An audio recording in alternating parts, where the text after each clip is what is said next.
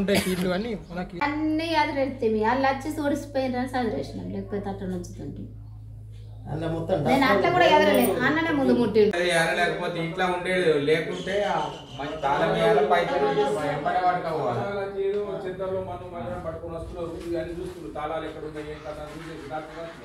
ఇక్కడ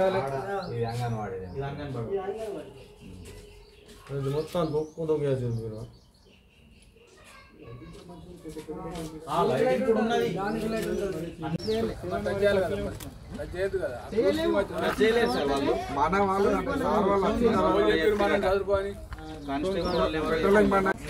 మేము ఊరికి వెళ్ళి ఉంటుంది ఫంక్షన్ కానీ రాత్రి 7:30 8 గంటలకు అట్లా ఇల్లు తాళం వేసి లైట్లు బంద్ చేసి వెళ్ళిపోయినాం.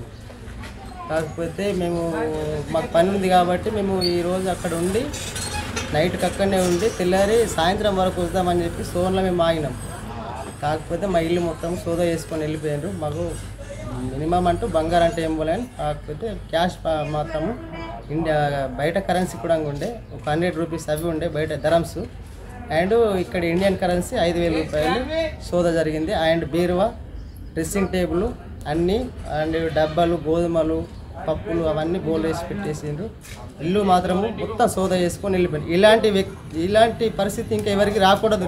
రేపటి నాడు నేను ఉన్నా కావచ్చు, ఉన్నా కూడా రేపటి నాడు వేరే ఇప్పుడు మా ఫ్యామిలీ మా ఆడవాళ్ళు ఇప్పుడు ఒక్కతే ఉంటుంది, మా చిన్న పాప ఉన్నది, మా ఆవిడ ఒక్కతే ఉంటుంది.